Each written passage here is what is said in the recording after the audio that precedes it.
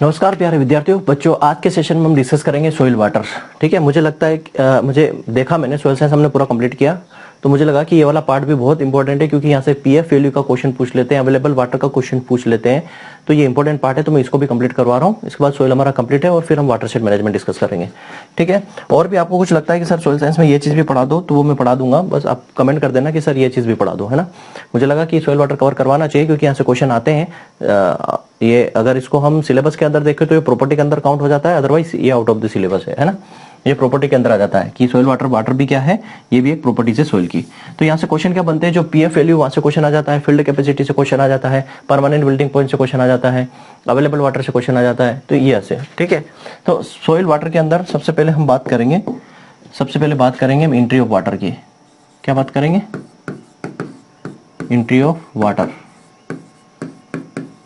ठीक है, वाटर के एंट्री की बात करेंगे, एंट्री ऑफ वाटर।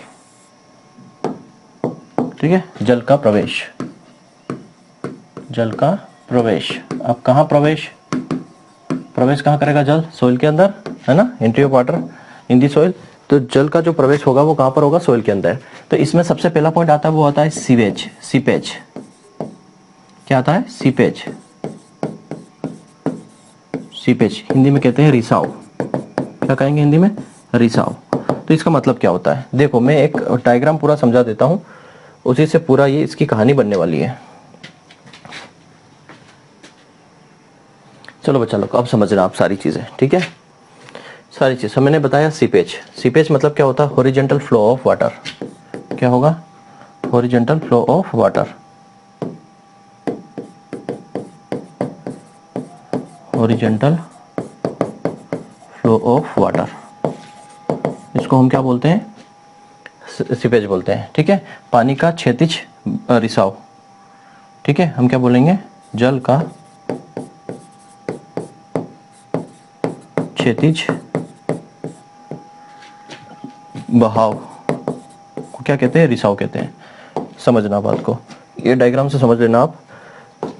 दो चीज होती है, एक तो ये पानी बह के आ रहा है ना, ये ऊपर साइड आपको जो पानी दिख रहा है, ये वाला पानी, ये क्या है? Surface run of. क्या है ये? सरफेस रन ऑफ, सतह से पानी का बहना। ठीक है, सतह से पानी का बहना, ये जो आप जा रहा है बह के, इसको बोलते हैं सरफेस रन ऑफ। ये क्या है यहाँ पर? ये है रिवर, नदी। ठीक है, ये है नदी। तो सरफेस रन ऑफ पानी जो है बह के आ रहा है। देखो, बारिश का पानी गिर रहा है, स्लोपी लैंड है तो पानी बह के आ रहा है, तो जो बह के पानी आ रहा है ये सरफेस रन ऑफ है, पानी में वहां जाके मिल जाएगा।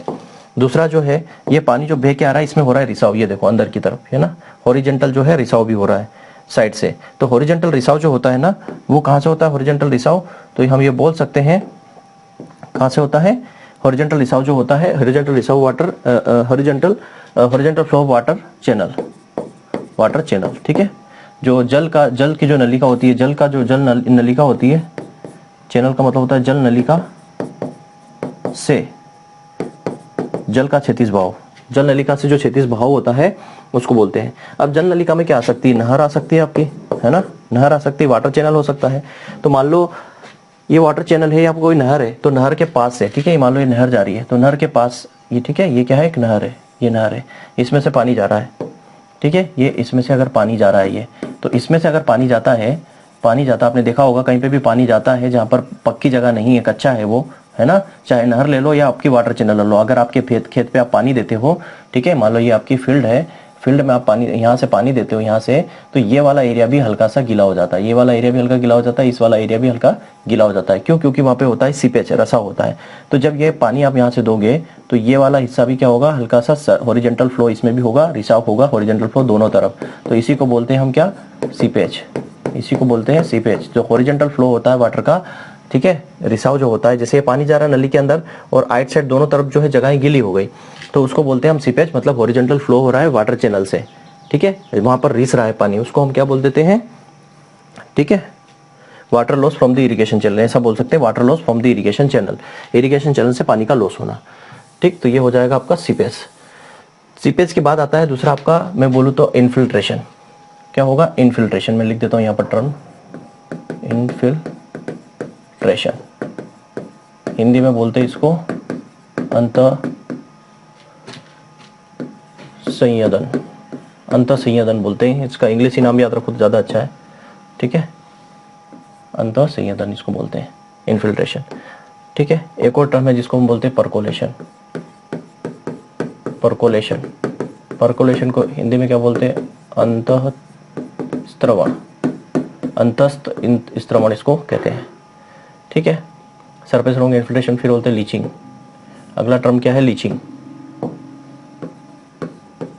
लीचिंग, यहां से क्वेश्चन आ जाता है बच्चा, इसीलिए हिंदी में बोलते हैं निच्छालन। निच्छालन, ये 3 टर्म्स है। एक टर्म्स होते हैं इंटरसेप्शन, इंटरसेप्शन। ठीक है, इंटरसेप्शन, इंटरसेप्शन, इन चारों टर्म्स को समझना। ठीक है, इन चारों टर्म को समझना है। ठीक है, इंटरसेप्शन को क्या बोलेंगे? अंतःग्रहण, अंतःग्रहण या ग्रहण या रोक लेना, अंतःग्रहण या इसी को बोलते हैं रोक लेना। इन चारों टर्म्स को समझना। इंटरसेप्शन कैसे होता है? देखो, इंटरसेप्शन का मतलब होता है कि ये बारिश का पानी कहाँ आएगा? मान लो इस पेड़ के ऊपर भी आता है। ठीक है, ये बारिश का पानी इस पेड़ पर आएगा, तो पेड़ क्या करेगा? इसको रोक लेगा। अगर मान लो कोई व्यक्ति यहाँ पेड़ के नीचे खड़ा है, ठीक है, कोई व्यक्ति जो है यहाँ पेड़ के नीचे, मान लो पेड़ के नीचे कोई व्यक्ति खड़ा है, जब बारिश आएगी तो हम जनरली पेड़ के नीचे खड़े हो जाते हैं, तो कुछ समय के लिए जो है हमें पानी नहीं लगता है। क्यों? क्योंकि ये जो पेड़ जो है इस पानी को क्या कर लेता है? रोक लेता है, इस पानी को रोक लेता है। ठीक है, इस पानी को रोके रखता है ना। जब तक ये पूरा पेड़ गीला नहीं हो जाएगा उसके बाद पानी नीचे टपकना शुरू होगा। तो जैसे ही बारिश आती है हम पेड़ के नीचे खड़े हो जाते हैं। क्यों? क्योंकि हम बारिश से बच जाते हैं। तो ये पेड़ ऐसा क्या काम कर रहा है जिसकी वजह से जो है पानी हमारे पास नहीं आ पा रहा है? तो यहाँ पर जो है पेड़ जो है, ये पेड़ जो है, पेड़ की कैनोपी जो है पानी को रोक रही है। मतलब पानी पहले पूरी तरीके से पेड़ गीला होगा, तो इसी को बोलते हैं इंटरसेप्शन। ये जो प्रोसेस है इसी को बोलते हैं इंटरसेप्शन। इंटरसेप्शन मतलब अधिग्रहण। अधिग्रहण का मतलब क्या हो गया? कि पानी जो है, पेड़ जो है इस पानी को रोक रहा है, यहाँ पर अपने अपने अपने एरिया में इसको रोक रहा है। ठीक है, पेड़ जो है पानी को अपने एरिया में रोक रहा है, ये तो इसको बोलते हैं इंटरसेप्शन। इंटरसेप्शन, ठीक है। और ये पूरा कुछ समय के बाद, जब मान लो 1 घंटा बारिश हुई तो 1 घंटे के बाद तो ये पेड़ भी क्या करेगा? पानी टपकाना शुरू कर देगा। तो ये प्रोसेस जो है इंटरसेप्शन कहलाती है। पहली चीज समझ गए? अधिग्रहण इसको बोलते हैं, रोकना, रोक लेना। तो जैसे पानी आता है तो हम पेड़ के नीचे खड़े क्यों हो जाते हैं? क्योंकि पेड़ जो है हमें उसे बचा देता है, और पेड़ क्या काम करता है? पानी को रोकने का काम करता है। ठीक है, इसी को बोलते हैं इंटरसेप्शन। दूसरा है इन्फिल्ट्रेशन। तो जैसे फर्स्ट एंट्री जो होती है, जैसे मान लो पानी गिरा, पानी गिरते से पानी नीचे की ओर इंटर कर रहा है, पानी नीचे की तरफ इंटर कर रहा है, तो इसको इन्फिल्ट्रेशन को बोलते हैं फर्स्ट एंट्री ऑफ वाटर। क्या बोलते हैं? First entry of water. First entry of water, पानी की पहली एंट्री सॉइल के अंदर। First entry of water in the soil, into the soil. ठीक है, first entry of water into the soil. तो ये आपको फर्स्ट एंट्री दिख रही है। पहला पानी जैसे गिरा, पानी नीचे की तरफ सॉइल के अंदर आया, तो इसको हम क्या लिखेंगे? First entry of water. में डेफिनेशन लिख देता हूं, first entry of water into the soil, मतलब सॉइल के अंदर पानी का पहला प्रवेश। जैसे बारिश हुआ, जो पानी पहली बार अंदर इंटर करेगा उसको बोलते हैं हम इन्फिल्ट्रेशन। और ये जो होता है अनसेचुरेटेड सॉइल में, अनसेचुरेटेड सॉइल। अनसेचुरेटेड सॉइल मतलब असंतृप्त। अब सीधी सी बात है, ये जो है अर्थ पे पानी है ही नहीं, है ना, मतलब जमीन के अंदर पानी नहीं है। जैसे पानी गिरा और पहली बार जो पानी इंटर किया तो किस सॉइल में किया? असंतृप्त सॉइल में, पानी था ही नहीं, पूरी तरीके से प्यासी थी सॉइल। तो पहली एंट्री जो होगी सॉइल के अंदर उसको बोलते हैं first entry of water into the soil. मतलब सॉइल के अंदर ऊपर से पहली बार पानी अंदर गया, और जब सॉइल क्या थी? अनसेचुरेटेड थी, बिल्कुल असंतृप्त मृदा थी, तो उसको हम बोलते हैं इन्फिल्ट्रेशन। ठीक है, सॉइल के अंदर पानी का पहला प्रवेश, ठीक, क्या कहलाता है? अंतःस्यदन या इन्फिल्ट्रेशन कहते हैं। ये किस में होता है? अनसेचुरेटेड सॉइल में होता है। ठीक है, पानी की फर्स्ट एंट्री सॉइल के अंदर, जल का पहला प्रवेश सॉइल के अंदर, ठीक, अनसेचुरेटेड सॉइल के, असंतृप्त मृदा के अंदर। मैं इसको यहां लिख देता हूं। ठीक है, जल का असंतृप्त मृदा में पहला प्रवेश। ठीक है, ये क्या कहलाता है? इन्फिल्ट्रेशन कहलाता है। दूसरा अगर मैं बात करूं परकोलेशन की, ठीक है, दूसरी मैं बात करूंगा यहाँ पर परकोलेशन की। परकोलेशन क्या हो जाएगा? तो परकोलेशन देखो, अब ये पानी जो है, ये मिट्टी जो है पानी से भर गई। ठीक है, मान लो ये पूरी मिट्टी जो है पानी से भर गई है, पूरी मिट्टी पानी से भर गई है। तो अब ये सॉइल कैसी हो गई? संतृप्त। अब ये कौन सी हो गई है? सेचुरेटेड। क्या हो गई, ये सेचुरेटेड सोइल हो गई, संतृप्त मृदा हो गई। अब संतृप्त मृदा में जो पानी है, अब ये पानी तो पूरी सोइल भर गई। अब पूरी सोइल भरने के बाद जब सारे पोर्स इसमें भर गई तो पानी जो है अब वो नीचे की तरफ मूवमेंट करेगा। तो अब ये नीचे की तरफ पानी जो मूवमेंट कर रहा है, ये नीचे की तरफ जो मूवमेंट कर रहा है पानी, इसको बोलते हैं परकोलेशन, मतलब डाउनवर्ड मूवमेंट ऑफ वाटर। क्या लिखेंगे, downward movement, downward movement of water due to gravitational force, due to gravity, ठीक है, due to gravity या gravitational force under in saturated condition, in saturated soil, in saturated soil मतलब soil के अंदर जो saturated soil है, बिल्कुल संतृप्त मृदा है, पानी पूरा भर गया सोइल के अंदर। अब और जो पानी अंदर आएगा वो क्या होगा, नीचे की तरफ मूवमेंट करेगा ग्रेविटेशनल फोर्स के कारण। तो संतृप्त मृदा में गुरुत्वाकर्षण के कारण पानी का नीचे की तरफ जाना क्या कहलाता है, परकोलेशन कहलाता है।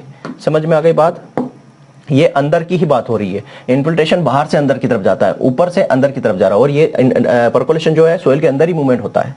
ठीक है, तो इसको हम क्या बोलेंगे, इसको हम क्या बोलेंगे, सोइल के अंदर है ना, मृदा के अंदर, मतलब संतृप्त मृदा के अंदर गुरुत्वाकर्षण के कारण पानी का नीचे की तरफ जाना। ठीक है, संतृप्त,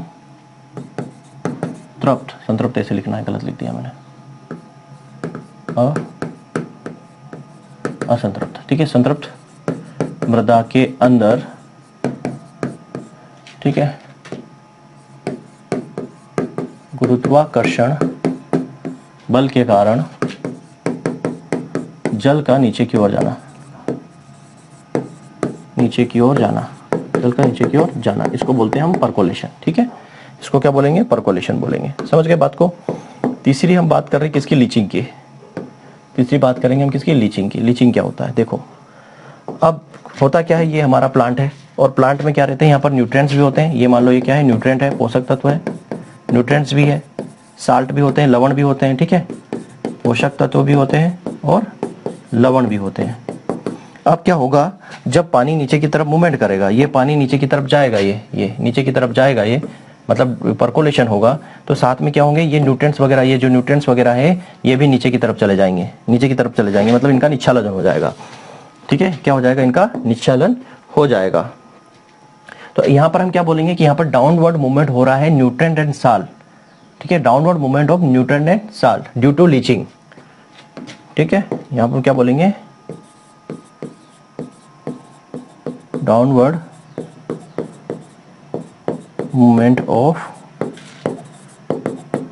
nutrient and salt from the root zone due to leaching, due to leaching मतलब निच्छालन के कारण जड़ क्षेत्र से, निच्छालन के कारण जल क्षेत्र से पोषक तत्व और लवण का नीचे की तरफ जाना क्या कहलाता है, लीचिंग कहलाता है। समझ गए, क्या होगा, निच्छालन के कारण, निच्छालन के कारण जड़ क्षेत्र से पोषक तत्व व लवण का नीचे की ओर जाना, ये कहलाता है लीचिंग। बच्चा समझ गए होंगे आप पूरी कहानी। ठीक है, पूरी कहानी से कि बारिश का पानी आएगा, अगर पेड़ के ऊपर गिर रहा है तो उसको इंटरसेप्शन बोलेंगे, कि पेड़ क्यों करेगा, उसको रोकने का काम करता है। ठीक है, पहली बार जो सोइल के अंदर पानी एंट्री कर रहा है, मतलब ऊपर की लेयर से, सोइल की सरफेस से पानी का नीचे की तरफ जाना फर्स्ट एंट्री करेगा, इन्फिल्ट्रेशन होगा। और ये अनसैचुरेटेड सोइल, मतलब सोइल पूरी तरीके से सूखी थी, प्यासी थी, अनसैचुरेटेड बोलेंगे। अब पानी जो है सोइल के अंदर भर गया, पानी सोइल के अंदर भर गया, अब पूरी तरीके से भर गया तो पानी कहां जाएगा, नीचे की तरफ मूवमेंट करेगा ग्रेविटेशनल फोर्स के कारण। तो सैचुरेटेड सोइल में मतलब संतृप्त हो गई मृदा पूरी तरीके से, है ना, प्यास उसकी पूरी तरीके से बुझ गई, संतृप्त हो गई। तब संतृप्त मृदा में गुरुत्वाकर्षण के कारण पानी का नीचे की ओर जाना परकोलेशन कहलाता है। और लीचिंग क्या हो जाएगा, अब यहाँ पर पौधों की जड़ों के पास में न्यूट्रिएंट और साल्ट वगैरह सब होते हैं, तो क्या होगा, लीचिंग के द्वारा क्या होगा कि जो न्यूट्रिएंट और साल्ट है ये जड़ की क्षेत्र से नीचे की तरफ चले जाएंगे, इसको बोलेंगे लीचिंग। समझ में आ गई, क्लियर बात। ये कहानी आपकी यहाँ पर खत्म होती है, किसकी, हाँ। अब ये सेचुरेशन मतलब समझ लो, सेचुरेशन का क्या मतलब है, संतृप्त मृदा का क्या मतलब है, इसको मैं बता देता हूँ। सेचुरेशन का क्या मतलब है, सेचुरेशन पॉइंट, है ना, सेचुरेशन पॉइंट का क्या मतलब है, सेचुरेशन कैपेसिटी लिखो, सेचुरेशन कैपेसिटी का क्या मतलब है, सेचुरेशन बॉडी, इसको बोलते हैं संतृप्ति क्षमता।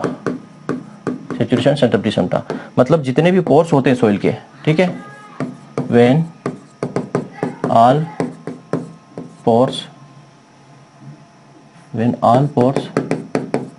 फिल्ड विथ वाटर, ठीक है, filled with water. All pores मतलब माइक्रो एंड मैक्रो, ठीक है, माइक्रो और मैक्रो दोनों जो पोर्स होते हैं सॉइल के अंदर, सूक्ष्म छिद्र और स्थूल छिद्र जो होते हैं वो पूरी तरीके से पानी से भर जाते हैं, तब उसको हम सेचुरेशन कैपेसिटी बोल सकते हैं या मैक्सिमम वाटर होल्डिंग कैपेसिटी बोलते हैं। इसको और क्या बोलते हैं, मैक्सिमम वाटर होल्डिंग कैपेसिटी भी कहते हैं। अत्यधिक जल धारण क्षमता, सर्वाधिक जल धारण क्षमता भी कहते हैं। मतलब जब मृदा के सभी छिद्र, कौन से, सूक्ष्म और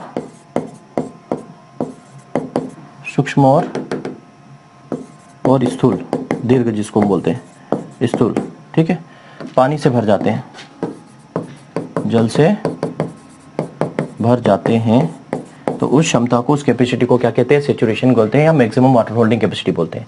अब सारे के सारे पोर्स भर गए पूरी तरीके से, तो वो क्या होगी, सर्वाधिक जल धारण क्षमता या मैक्सिमम वाटर होल्डिंग कैपेसिटी उसको कहते हैं। चलिए अब बात करते हैं physical classification of water. Physical classification of water, physical classification of water, जल का भौतिक वर्गीकरण। जल का भौतिक वर्गीकरण। चलो, जल का भौतिक वर्गीकरण से क्या मतलब है, जल के भौतिक वर्गीकरण से क्या मतलब है। देखो यहाँ जल से भौतिक वर्गीकरण में तीन चीजें आती हैं, तीन चीजें यहाँ पर देखने को मिलेगी। एक बार मैं डायग्राम देख लेता हूँ, डायग्राम मेरे पास है कि नहीं इसका, चलिए हाथ से बना देंगे डायग्राम आपका, समझिए यहाँ पर क्या क्या आता है। फिजिकल क्लासिफिकेशन में आता है आपका तीन तरह के वाटर्स आपको देखने मिलेंगे यहाँ पर, कैपिलरी वाटर, हाइड्रोस्कोपिक वाटर और परमानेंट बिल्डिंग, या इसको क्या बोलते हैं, कैपिलरी वाटर, हाइड्रोस्कोपिक वाटर, और एक वाटर और आप यहाँ को देखने का मिलेगा, कौन कौन सा, वो है आपका ग्रेविटेशनल वाटर, ठीक है। फिजिकल क्लासिफिकेशन क्या है, एक आएगा आपका ग्रेविटेशनल वाटर, ग्रेविटेशनल वाटर गुरुत्वाकर्षण बल, या इसको हम फ्री वाटर भी बोलते हैं, फ्री वाटर मुक्त जल, ठीक। दूसरा होगा आपका कैपिलरी, कैपिलरी वाटर, गैसीय जल, ठीक। और तीसरा होगा हाइग्रोस्कोपिक,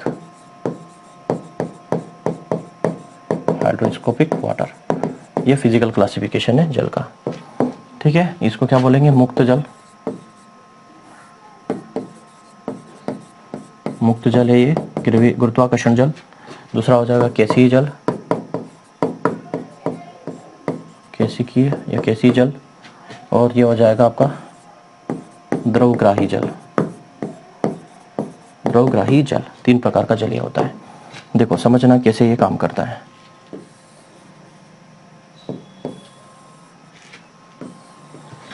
ठीक है, इसमें कुछ पार्टिकल्स आपको इस तरीके से मिलेंगे,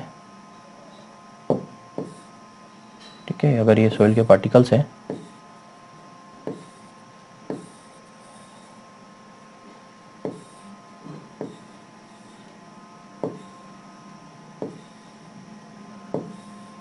ठीक है, कुछ इस तरीके से।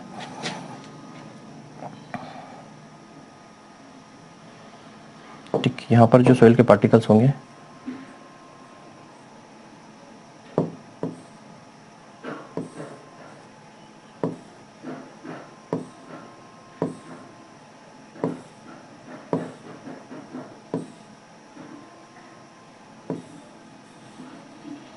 ठीक, कुछ इस तरीके से। और यहाँ पे हाइग्रोस्कोपिक,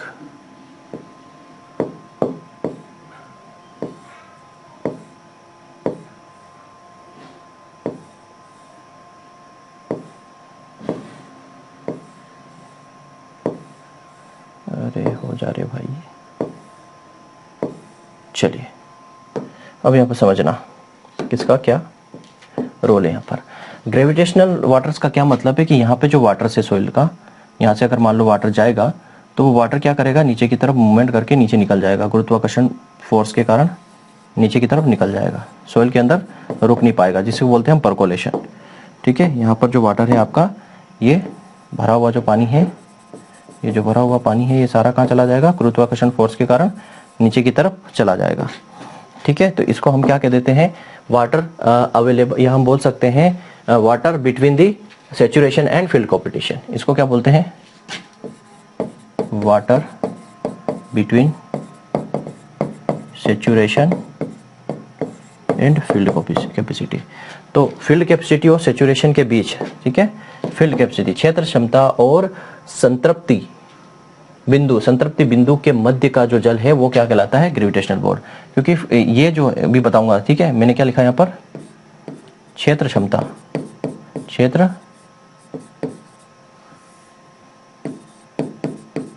क्षेत्र क्षमता और संतृप्ति बिंदु के मध्य का जल क्या कहलाता है, ग्रेविटेशनल या मुक्त जल कहलाता है। क्यों, क्योंकि ये रुकता नहीं है और ये कितने टेंशन पर होता है। अब ये जैसे 0 से लेके 0 to -33 बार, 0 से लेके -33 बार के बीच में होता है। मतलब 0 से लेके -33 बार के बीच में ये होता है, मतलब -33 बार से ये कम यहाँ पर लग रहा है, ठीक है, ज्यादा लग रहा है। तो यहाँ पर ये क्या हो गया, सैचुरेशन पॉइंट और फील्ड कैपेसिटी के बीच का जो जल होता है उसको हम ग्रेविटेशनल, मतलब वो पानी टिकता नहीं सोइल के अंदर। फील्ड कैपेसिटी की ये क्या होती है, अवेलेबल वाटर की अपर लिमिट होती है। फील्ड कैपेसिटी क्या होती है, अवेलेबल वाटर की अपर लिमिट होती है, मतलब इसके जस्ट ऊपर गए तो पानी जो है वो नीचे की तरफ चला जाएगा, टिकेगा नहीं। इतनी बात आपको समझ में आई। ये क्या बोला मैंने यहाँ पर, कि जो सैचुरेशन पॉइंट और फील्ड कैपेसिटी होती है सोइल की, उसके बीच का जो पानी होता है वो, और ये जो पानी होता है बच्चा अनअवेलेबल होता है, अनअवेलेबल फॉर प्लांट, प्लांट के लिए उपलब्ध नहीं होता है। ठीक है, प्लांट के लिए, पौधों को उपलब्ध नहीं होता है, पौधों को उपलब्ध नहीं होता है। ठीक है, पौधों के लिए ये उपलब्ध नहीं है। ठीक, अब यहाँ पे फील्ड कैपेसिटी को थोड़ा सा समझ लो। फील्ड कैपेसिटी क्या है, फील्ड कैपेसिटी हमने बोला, तो फील्ड कैपेसिटी क्या है, फील्ड कैपेसिटी क्या हो जाती है बच्चा, रिटेंशन ऑफ वाटर। ठीक है, the amount of water retain in the soil after the irrigation are downward movement. क्या होता है, amount of water retain after 2 to 3 days of irrigation, या हम बोल सकते हैं आर डाउनवर्ड मूवमेंट, ठीक है। तो amount of water retain after the 2 to 3 days of irrigation या downward movement in the soil, मतलब समझना है इसका। जैसे ही मान लो आपकी फील्ड है, ठीक है, अब फील्ड में जो है पानी पूरी तरीके से भर जाए, ठीक है, आपने मान लो यहाँ पर इरिगेशन दिया, फील्ड में क्या दिया आपने, इरिगेशन दे दिया, ये दे दिया आपने इरिगेशन।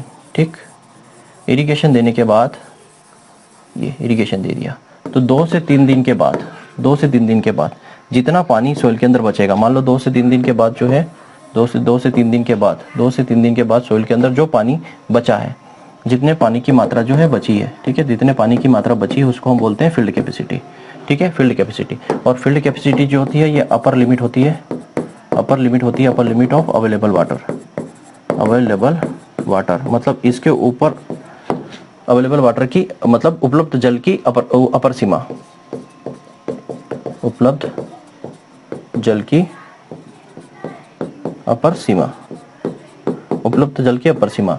और इस पे कितना टेंशन होता है, बार कितना होता है, -33 बार, या इसको 1/3 आप बोल सकते हो। तो ये देखो, तो -33 बार पर फील्ड कैपेसिटी होती है, और यहाँ हमने बोला कि ये 0 से लेके -33 बार, मतलब सैचुरेशन और फील्ड कैपेसिटी के बीच का जो पानी होता है ग्रेविटेशनल फोर्स होता है, इसलिए इसको हमने क्या बोला, अपर लिमिट ऑफ उपलब्ध जल। जो उपलब्ध जल है उसकी अपर सीमा है। -33 तक तो जो है पानी पौधों को अवेलेबल हो जाएगा, लेकिन जैसे इसके ऊपर गए, -33 से 0 की तरफ जा रहे हैं मतलब बढ़ रहे हैं, -33 0 की तरफ जा रहे हैं मतलब बढ़ रहे हैं, -33 सबसे छोटा है, -32 -33 से बड़ा है।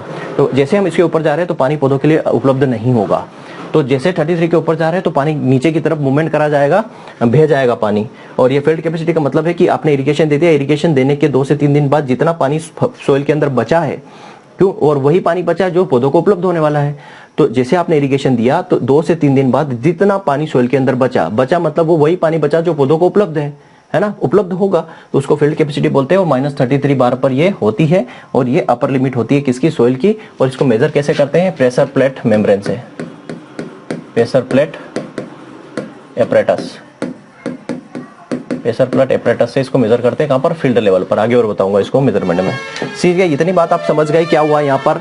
ठीक है, ग्रेविटेशनल वाटर में क्या हुआ कि जो पानी है वो नीचे की तरफ मूवमेंट कर जाएगा। सैचुरेशन और फील्ड कैपेसिटी के बीच में होता है, 0 से -33 बार पर होता है, पौधों के लिए उपलब्ध नहीं होता। फील्ड कैपेसिटी क्या होती है मैं बता दिया, सैचुरेशन पॉइंट क्या था वो भी बता दिया। सैचुरेशन पॉइंट का जो वाटर पोटेंशियल होता है, इसका जो वाटर पोटेंशियल होता है वो 0 होता है ना, यहाँ पे 0 है ना। बाकी कितने बार पर होता है सैचुरेशन पॉइंट, 0 पर होता है। मतलब ये जो हमने लिखा है यहाँ पर, ये जो सैचुरेशन होता है ये कितने टेंशन पर होता है, 0 बार पर होता है, 0 बार होता है। मतलब इसका जो टेंशन होता है, इसका जो पोटेंशियल होता है, सैचुरेशन पोटेंशियल, वो 0 होता है। ठीक है, क्योंकि सारे पोर्स पानी से भर गए। अब सारे पोर्स पानी से भर गए तो टेंशन तो 0 हो गया ना। टेंशन का मतलब क्या होता है, टेंशन का मतलब क्या होता है, टेंशन का मतलब होता है जो सोइल है ना, जो मतलब एक सोइल है, सोइल में एक फोर्स काम करता है, ये प्लांट है ना, सोइल्स में एक फोर्स काम करता है जो पानी को क्या करता है, जो प्लांट है पानी को क्या करता है, एक्सट्रैक्ट करता है। हम बोल सकते हैं force available for the plant roots, roots के अंदर, प्लांट की रूट्स में वो फोर्स होता है जो सोइल से पानी को एक्सट्रैक्ट करता है, पानी को ले लेता है, जिससे पानी के अंदर टेंशन आ जाता है। ठीक है, आपकी कोई खास चीज अगर आपसे कोई ले लेता है आप टेंशन में चले जाते हो, वैसे ही तो सोइल के अंदर, सोइल की जो खास चीज है वो पानी। तो पौधे की जड़ें क्या होती है, पौधे की जड़ें पानी को लेती है ना, पौधे की जड़ें पानी को सोइल के अंदर से लेती है। जब पौधे की जड़ें पानी को सोइल के अंदर से लेती है, जिस भी फोर्स से, जिस भी टेंशन से, उसको बोलते हैं सोइल टेंशन या soil potential, soil water tension. वो हमेशा नेगेटिव होता है, वो हमेशा नेगेटिव होता है। ठीक है, फोर्स फॉर द, ठीक है, मतलब अगर मैं बोलूं यहां पर क्या होता है, soil water tension, soil water tension को समझ लो, soil water tension. Soil water tension का मतलब क्या हो गया, सोइल वाटर टेंशन का मतलब हो गया मृदा जल तनाव, मृदा जल तनाव। तो यही आ जाएगा force necessary for plant root, plant की जड़ के लिए आवश्यक बल। ठीक, प्लांट की जड़ के लिए आवश्यक जल, तो मतलब कि force necessary for plant root to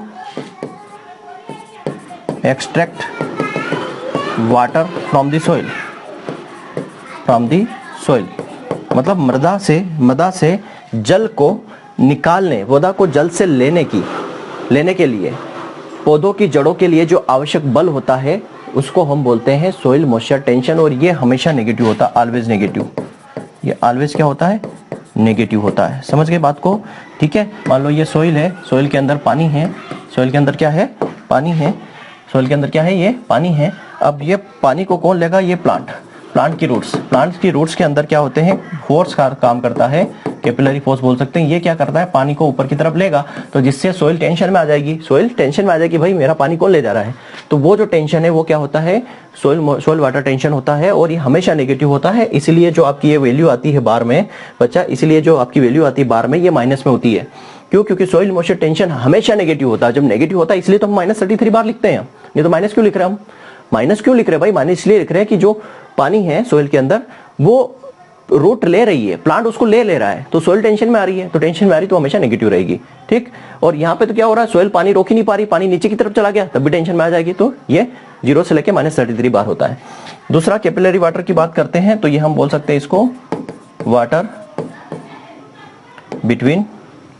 between field capacity and permanent wilting point. ठीक है, फील्ड कैपेसिटी और परमानेंट विल्टिंग पॉइंट के बीच में जो जल होता है उसको हम कैपिलरी वाटर कहते हैं। मतलब समझना, ये किस टेंशन पे होती है, टेंशन लिखो इसका, ये किस टेंशन पे होती है, -33 से लेकर -15 बार, -33 से, क्योंकि -33 यहाँ पे खत्म हो रहा है, तो -33 से -15 बार ये फील्ड कैपेसिटी का हो गया, और ये परमानेंट विल्टिंग पॉइंट का हो गया। परमानेंट विल्टिंग पॉइंट -15 बार पर होता है। इन दोनों के बीच में जो वाटर होता है ये अवेलेबल होता है प्लांट्स के लिए, available for plant, available for plant, पौधों के लिए उपलब्ध जल। तो इस बार पर होता है, इस बार पर पौधों के लिए जल उपलब्ध होता है, मतलब कि जो भी वाटर होगा वो सोइल के अंदर अच्छे से क्या होगा, यहाँ पर ये अवेलेबल सोइल के अंदर अच्छा खासा होता है यहाँ, जिसको क्या है प्लांट आराम से ले पाता है। ठीक है, ये सोइल के अंदर फील्ड कैपेसिटी और परमानेंट विल्टिंग पॉइंट के बीच का जो जल होता है उसी को हम कैपिलरी वाटर बोलते हैं, और यही जल जो है पौधों के लिए उपलब्ध होता है। तो ये पूछा जाता है कि अवेलेबल जल किसके बीच में होता है, तो -3 से -15 बार के बीच में होता है, फील्ड कैपेसिटी और परमानेंट विल्टिंग पॉइंट के बीच में होता है। अब यहाँ पे परमानेंट विल्टिंग पॉइंट समझ लो, है ना, permanent wilting point, permanent wilting point. Permanent wilting point का मतलब हिंदी में लिखोगे तो क्या हो जाएगा, स्थायी शिथिलन बिंदु, स्थायी शिथिलन बिंदु। विल्टिंग मतलब शिथिलन होता है। तो परमानेंट विल्टिंग पॉइंट का मतलब होता है plant can not be achieve their turgidity. ठीक है, plant can not be achieve their turgidity after even after application of water, मतलब पानी देने के बाद भी प्लांट अपनी टर्जिडिटी जो है वो नहीं प्राप्त कर सकता। ऐसे बिंदु को हम बोलते हैं परमानेंट विल्टिंग पॉइंट। समझ में आ गई बात आपको? ऐसा बिंदु जिस पर प्लांट अपनी जो है शीतलन जो है टर्जिडिटी को नहीं प्राप्त कर सकता, उसको हम क्या बोल देते हैं, परमानेंट विल्टिंग पॉइंट। और बच्चा परमानेंट विल्टिंग पॉइंट जो होता है वो किस बार पर होता है, परमानेंट विल्टिंग पॉइंट जो होता है किस पॉइंट पर होता है, मतलब plant can not be achieved their turgidity even after application of water। पानी देने के बाद भी पौधे अपनी टर्जिडिटी या जीवन क्षमता को नहीं प्राप्त कर सकता, उसको बोलते हैं परमानेंट विल्टिंग पॉइंट। ठीक है, पानी देने के बाद भी पौधे अपनी टर्गिडिटी को प्राप्त नहीं कर सकते, इस पॉइंट को कहते हैं परमानेंट विल्टिंग पॉइंट। ये किस बार पर होता है बच्चा, ये बार पर होता है -15 बार पर। ठीक है, -15 बार पर। इसी में एक टेम्परेरी होता है, temporary wilting point, temporary wilting point. Temporary wilting point जैसे इसका उल्टा हो जाएगा, ये डेफिनेशन में नोट हटा देना, नोट हट जाएगा तो ये क्या डेफिनेशन हो जाएगी, टेम्परेरी विल्टिंग पॉइंट की हो जाएगी कि plant can be achieve their turgidity after the application of water. पानी देने के बाद प्लांट अपनी टर्गिडिटी को वापस प्राप्त कर सकता है, तो ये टेम्परेरी विल्टिंग पॉइंट हो गया, है ना। पौधा मुरझा रहा है पर पानी दे दिया तो वापस क्या हो गया, उसमें जीवन आ गया। और अपन मान लो पौधा मुरझा रहा है और पानी देने के बाद भी वो मुरझा ही रहा है, टर्गिडिटी प्राप्त नहीं कर रहा है, तो उसको हम बोलते हैं परमानेंट विल्टिंग पॉइंट। और एक होता है ultimate wilting point, ultimate wilting point -60 बार पर होता है, बस इतना याद रख लेना। अल्टीमेट विल्टिंग पॉइंट जो है -60 बार पर होता है। प्लांट जो है आप कितना भी पानी दे दो, कुछ भी कर लो, प्लांट जो है मर जाएगा, जिएगा ही नहीं। ठीक है, तो ये समझ में आ गई बात आपको। यहाँ पर ये कैपिलरी वाटर क्या होता है, फील्ड कैपेसिटी और परमानेंट विल्टिंग पॉइंट के बीच में जो पानी होता है उसको अवेलेबल वाटर होता है, यही पौधों के लिए अवेलेबल होता है। फील्ड कैपेसिटी समझ लिया, परमानेंट विल्टिंग पॉइंट भी हमने यहाँ पे समझ लिया। अब आते हैं हाइग्रोस्कोपिक वाटर। हाइग्रोस्कोपिक वाटर हो जाएगा, ये हो जाएगा क्या, water between permanent wilting point, permanent wilting point and क्या आ जाएगा आपका, hygroscopic point, hygroscopic point, hygroscopic point. तो ये परमानेंट विल्टिंग पॉइंट हाइड्रोस्कोपिक बीच के बीच में जो पानी होता है, लिखो इसको ऐसा ही लिखो यार, इसको ऐसा मत लिखो, ये अनलेबल वाटर हो जाता है। हाइग्रोस्कोपिक पॉइंट का मतलब हो जाता है water held with the water potential, water held with water potential, water held with the water potential. अब ये कितना होता है बच्चा, ये होता है -31 बार पर, 31 बार पर। इसमें होता क्या है बच्चा, सीधी से समझ ले। Water held with the water potential का क्या मतलब है, water held with the water potential, और ये क्या होता है, ऑलवेज ग्रेटर देन 31 के पास होता है। इसमें क्या होता है, जैसे सॉइल के पार्टिकल है, सॉइल के पार्टिकल के चारों ओर, सॉइल के पार्टिकल के चारों ओर जो है पानी जो है यहाँ पर चिपक जाता है, ये इस तरीके से चिपक जाता है। ना ये पौधों को मिलता है, ना ही ये नीचे की तरफ जाता है, इनके चारों ओर जो है पानी ये इस तरीके से चिपक जाता है, एडिशन कोहेजन फोर्स की वजह से।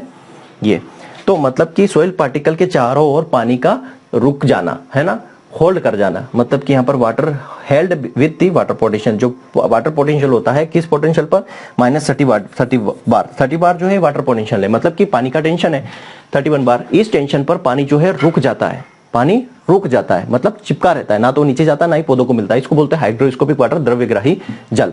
ठीक है, तो इसमें देखो ये पूछता है हाइड्रोस्कोपिक वाटर की ये कितनी होती है, परमानेंट मेल्टिंग पॉइंट की 15 है, फील्ड कैपेसिटी की -33 है, फ्री वाटर की कितनी है 1/3 है। फ्री वाटर की कितनी 1/3, लेस देन 1/3 लिख सकते हैं फ्री वाटर की, 0 से -33 मतलब लेस देन 1/3। चलो इस तरीके से समझ लेते हैं इसको, है ना। हमने क्या लिखा अभी, ग्रेविटेशनल वाटर, फिर यहाँ फील्ड कैपेसिटी आ जाएगा, परमानेंट मेल्टिंग पॉइंट आ जाएगा और हाइग्रोस्कोपिक वाटर आ जाएगा, हाइग्रोस्कोपिक वाटर आ जाएगा, हाइड्रोस्कोपिक वाटर आ जाएगा। ठीक, ये कितना होता है, लेस देन -33 या लेस देन हम बोल सकते हैं क्या इसको क्या बोल सकते हैं, लेस देन -33 बार। ठीक, फील्ड कैपेसिटी क्या होती है, फील्ड कैपेसिटी क्या होती है 1/3 या -33 बार। ठीक, ये क्या होता है, इसको हम बोल सकते हैं 15 बार, -15 बार, और ये हो जाएगा -31 बार से ज़्यादा, ग्रेटर देन। अब यही चीज़ हमने सीखी कि इन दोनों ये माइनस इन, यहाँ पर क्या होता है आपका ग्रेविटेशनल वाटर, इससे कम। इन दोनों के बीच में जो होता है वो होता है अवेलेबल वाटर। ठीक, और यहाँ जो होता है ये इन दोनों के बीच में जो होता है वो उसको अनअवेलेबल वाटर बोलते हैं, अनअवेलेबल वाटर। क्यों, क्योंकि यहाँ तक तो अवेलेबल है, इसके ऊपर जैसे कि अनअवेलेबल हो जाएगा, तो अनअवेलेबल और अवेलेबल वाटर, अनअवेलेबल वाटर। तो अवेलेबल वाटर कहाँ से, -33 से -15 अवेलेबल है, और -15 से -31 जो है अनअवेलेबल वाटर है। तो अगला क्लासिफिकेशन यही है क्या, biological classification of water, biological classification of water, water का बायोलॉजिकल क्लासिफिकेशन। ठीक है, जैविक वर्गीकरण, जल का जैविक वर्गीकरण क्या हो जाएगा, जल का जैविक वर्गीकरण। देखो जल का जैविक वर्गीकरण में क्या आता है, सबसे पहले आता है यहाँ पर अवेलेबल वाटर, अवेलेबल वाटर, उपलब्ध जल, उपलब्ध जल। अब ये भी बता चुका हूं, बताने की जरूरत नहीं, बस लिखवा रहा हूं, अनअवेलेबल वाटर, अनुपलब्ध जल, अनुपलब्ध जल। ये सब पौधों के रेफरेंस में बात हो रही। और तीसरा होता है सुपरफिशियल, सुपरफिशियल जल। ठीक है, क्या होगा,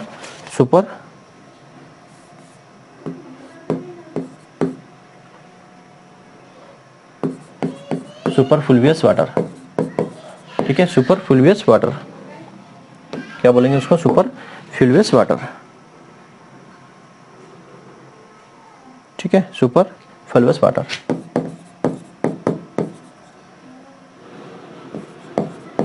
सुपरफ्लुवियस वाटर जल बोलेंगे।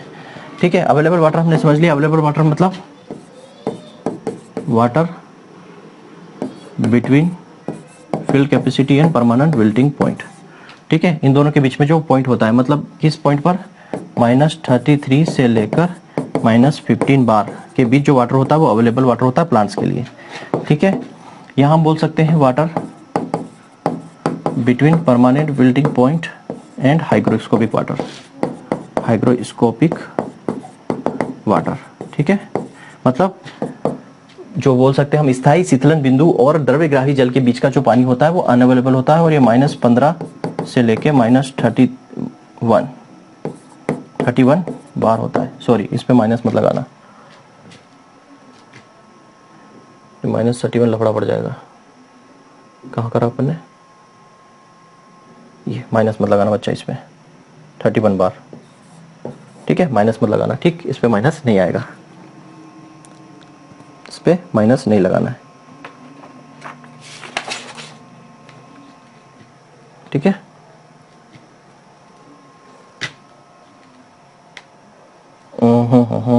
सही है, माइनस तो आएगा, यहां हमने गड़बड़ की है, इसको सही करना।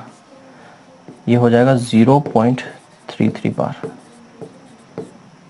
-0.33 बार। ठीक है, यहां पर बच्चा ये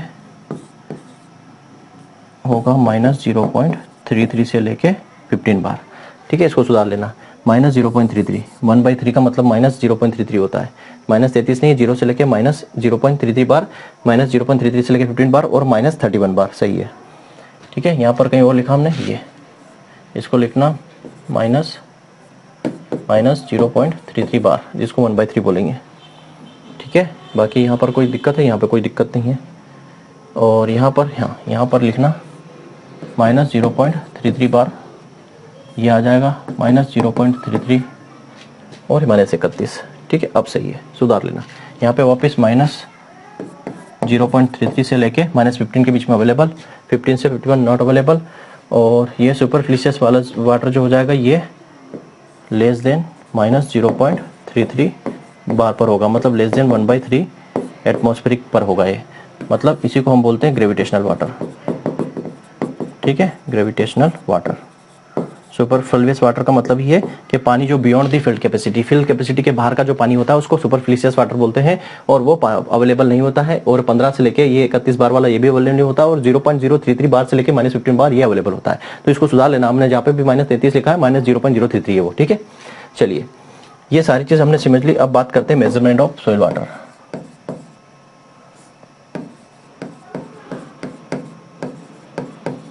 measurement of soil moisture.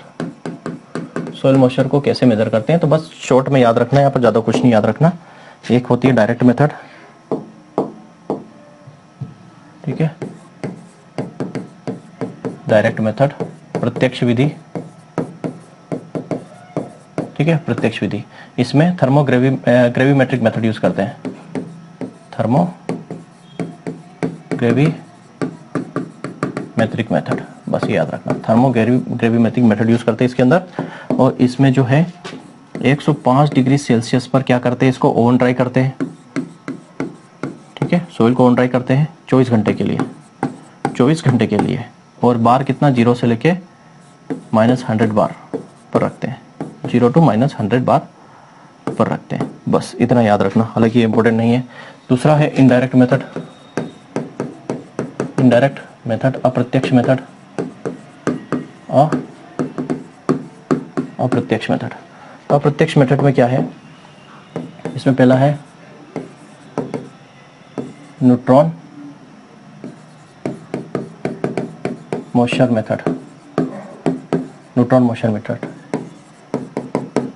Neutron नमी विधि, न्यूट्रॉन की नमी विधि। इसमें जो टेंशन होता है बच्चा, ये याद है, 0 से लेके -15 बार का टेंशन इसमें रखते हैं। और ये क्या है, रैपिड मेथड है, मतलब फास्ट कैलकुलेशन इसमें होता है। रैपिड मेथड किसके लिए, field and in Situ measurement, field and in Situ moisture measurement.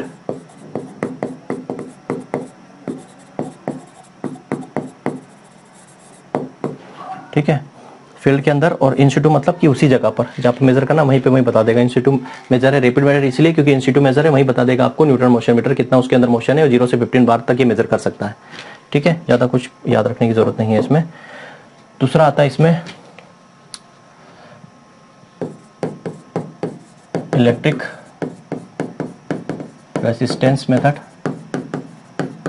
विद्युत प्रतिरोध विधि, और इसको जिप्सम ब्लॉक विधि भी कहते हैं, जिप्सम ब्लॉक विधि भी कहते हैं। ठीक है, इलेक्ट्रिक रेजिस्टेंस मतलब लिख लेना हिंदी में विद्युत प्रतिरोध विधि, तो ये भी जो है बच्चा 0 से लेके -15 बार पर ये काम करती है। ठीक है, पहली चीज। दूसरी ये नॉट सुटेबल है, नॉट सुटेबल किसमें, सेलाइन सॉइल में, सेलाइन सॉइल में सुटेबल नहीं है, लवणीय मृदा में ये उपयोगी नहीं है। ठीक, ये सुटेबल है किस मृदा में, ये सुटेबल है किसके लिए, ब्लैक सॉइल में या क्ले मृदा में, ब्लैक सॉइल के लिए ये सुटेबल है, काली मृदा या क्ले में, काली मृदा के लिए ये सुटेबल है। किस पर काम करती है, ये तो इसी पर काम करती है, विद्युत चालकता पर ये बेस्ड होती है। ठीक है, इलेक्ट्रिक कंडक्टिविटी पर। लो मॉइस्चर होता है कहाँ पर, लो मॉइस्चर होता है फील्ड कैपेसिटी पर, और हाई मॉइस्चर इसमें होता है, हाई मॉइस्चर ये मेजर करती है किस पर, परमानेंट विल्टिंग पॉइंट पर। ये इसके अंदर आपको याद रखना। ठीक है, जो इलेक्ट्रिक रेजिस्टेंस मेथड है या जिप्सम फ्लो मेथड है 0 से 15 बार पर मेजर करता है। ये सेलाइन सोइल के लिए सुटेबल नहीं है, ब्लैक सोइल के लिए सुटेबल होता है, विद्युत चालकता पर काम करता है, लो मॉइस्चर फील्ड कैपेसिटी पर होता है, high moisture permanent melting point पर ये दिखाता है। ठीक, इलेक्ट्रिक मॉइस्चर मीटर के बाद आप आ जाओ, इसके बाद जो है वो है आपका pressure membrane and pressure plate. Pressure membrane and pressure plate apparatus. ठीक है, प्रेशर प्लेट ये जो जनरली किसके लिए used for field capacity and permanent wilting point in lab. याद रखना ये लेबोरेटरी वाली मेथड है। ठीक है, परमानेंट विल्टिंग पॉइंट और फील्ड कैपेसिटी को लेबोरेटरी में चेक करने के लिए इसका इस्तेमाल किया जाता है। और ये भी 0 से लेके 15 बार पर काम करता है। 0 से 15 बार तक ही मेजर ये कर पाएगा। इसके बाद आता है आपका टेंशियोमीटर। ठीक है, टेंशियोमीटर लास्ट है ये टेंशियोमीटर। टेंशियोमीटर को ईरोमीटर भी कहते हैं, ये याद रखना, कई बार पूछा गया है। टेंशियोमीटर ईरोमीटर भी कहते हैं। और इसमें पूछा जाता है कितने बार पर ये करता है, तो 0 से लेकर -0.85 बार पर ये करता है। ठीक है, 0 से लेकर 0.85 बार पर ये मेजर करता है। और ये सैंडी सॉइल के लिए सुटेबल नहीं है। ये सैंडी सुटेबल है सैंडी सॉइल के लिए, उपयोगी सुटेबल किसके, सैंडी सॉइल के लिए। सैंडी सॉइल के लिए सुटेबल है, नॉट सुटेबल है किसके लिए, नॉट सुटेबल क्ले सॉइल के लिए। क्ले सॉइल के लिए सुटेबल नहीं है और इसको बेस्ट भी माना जाता है। बेस्ट मेथड है ये टेंशियोमीटर। पूछा जाता है ये टेंशियोमीटर में ये पूछा जाता है, इसका एक और नाम क्या है इरोडोमीटर। और ये कितने टेंशन पर कितने बार पर जो है मेजरमेंट करता है मॉइस्चर को। ठीक, नेक्स्ट टर्म से बच्चा वो है सॉइल मॉइस्चर कैरेक्टरिस्टिक्स का। क्या है सॉइल मॉइस्चर, SMC मतलब सॉइल मॉइस्चर कैरेक्टरिस्टिक्स कर्व इसको बोलते हैं। क्या बोलते हैं, सॉइल मॉइस्चर कैरेक्टरिस्टिक्स कर्व। ठीक है, मृदा नमी विशेषता, मृदा नमी विशेषता वक्र। ठीक है, इसको बोला जाता है। ये क्या है, ये क्या बताता है, रिलेशन बताता है। ठीक है, क्या बताता है ये, relationship between soil moisture and nutrient status of soil. Soil के अंदर जो पोषक तत्व है और जो नमी है उनके बीच में संबंध बताता है। ठीक है, मृदा नमी एवं पोषक तत्व के मध्य संबंध बताता है। कौन सा, सॉइल कैरेक्टरिस्टिक्स का। ठीक है, ये जो है सैंडी सॉइल के अंदर, सैंडी सॉइल के अंदर जो है ये एल शेप का होता है। ये जो कर्व कैसा होता है, एल शेप का। और जो क्ले सॉइल है, ब्लैक सॉइल, उसमें आई शेप का होता है। आई शेप मतलब बिल्कुल स्ट्रेट लाइन, बिल्कुल स्ट्रेट लाइन होता है, कुछ इस तरह, बिल्कुल स्ट्रेट लाइन होता है इस तरीके से। तो सैंडी सॉइल में एल शेप का और क्ले सॉइल में कैसा होता है, ये क्ले सॉइल में होता है आई शेप का। ठीक, एक टर्म से soil hysteresis. Soil hysteresis, hysteresis का क्या मतलब है, सॉइल हिस्टेरेसिस का मतलब है कि जो ड्राई सॉइल है, ड्यूरिंग ड्राइंग ऑफ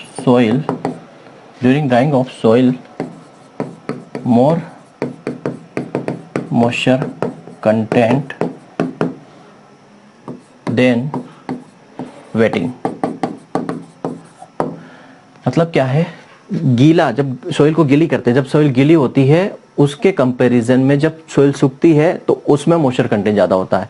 तो सूखने के दौरान मृदा नमी ज्यादा होती है एज कंपेयर टू गीली होने के दौरान। देन ड्यूरिंग वेटिंग, बात को समझना। क्या है ये किससे पता चलता है, उसी से SMC कर्व से।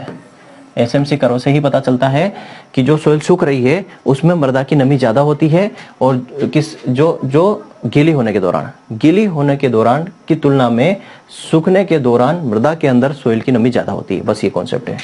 फिर बात करते हैं PF वैल्यू की। पीएफ वैल्यू किसने दिया? स्कोफिल्ड ने। कब? 1935 में। होता क्या है ये होता है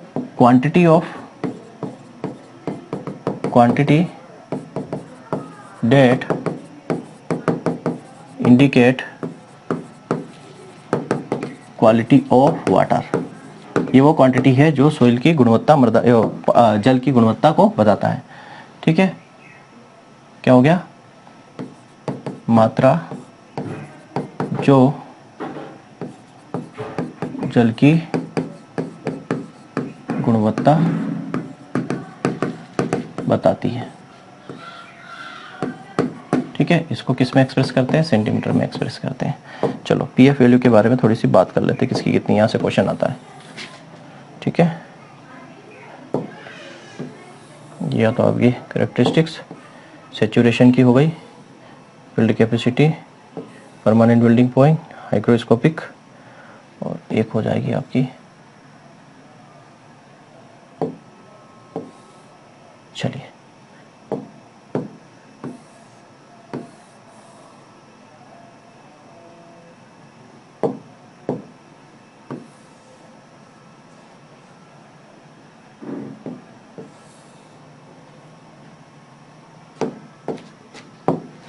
ये तो हो गई आपकी soil condition of soil condition, soil की कंडीशन। ये होगी आपकी पीएफ वैल्यू, और ये हो गई बार या एटमॉस्फेरिक, ठीक है, प्रेशर। चलो यहाँ पे बात करते हैं सेचुरेशन की। सेचुरेशन मतलब संतृप्ति। संतृप्ति पर पीएफ वैल्यू 0 होती है। क्यों? क्योंकि सारे पोर जो है पानी से भर जाते हैं। और यहाँ पे बार कितना होता है? 0.01 एटमॉस्फेयर, 0.001 एटमॉस्फेयर पर ये होता है। ठीक है, दूसरा बात करते हैं फील्ड कैपेसिटी। फील्ड कैपेसिटी की पीएफ वैल्यू कितनी? 2.53 होती है, और ये 1/3 बोलो या -0.33 बार। ठीक है, परमानेंट बिल्टिंग पॉइंट ये होता है 4.18 पर, और ये होता है -15 बार पर। ठीक है, फिर होता है हाइग्रोस्कोपिक वाटर, इसकी 4.53 और 4.50 और ये -31। और ओवन ड्राई सॉइल में बात करें तो 7 पीएफ वैल्यू, और बार कितना हो जाएगा? 10,000। ठीक है, ये पीएफ वैल्यू हो गई। यहाँ से क्वेश्चन बनता है। दूसरा आपका आता है पी वैल्यू। पी वैल्यू किसने दिया था? साइलेन ने। ठीक है, साइलेन ने दिया था। ये क्या बताता है? Redux potential. ये क्या बताता है? Redux potential. रिडक्स पोटेंशियल का मतलब क्या होता है? Oxidation reduction. ऑक्सीडेशन रिडक्शन बताता है। इंटेंसिटी ऑफ, क्या बताता है? Intensity of oxidation reduction. Oxidation मतलब ऑक्सीजन का जुड़ना, और रिडक्शन मतलब ऑक्सीजन का निकलना। ठीक है, कितनी होती है पी वैल्यू? फार्मूला है EH, मतलब रिडक्स पोटेंशियल अपन में 0.0591। ठीक, ये याद रख लेना, बस इतना ही है। तो बेटा ये सोइल वाटर हमारा यहाँ पर कंप्लीट होता है, मतलब सोइल साइंस पूरी तरीके से कंप्लीट होता है। और कुछ बचा हो तो बता देना। अब लास्ट अपना बचा है वाटर शेड मैनेजमेंट। उसके बाद अपना हॉर्टिकल्चर आज ही शुरू हो जाएगा। Thank you very much. जय हिंद, जय भारत।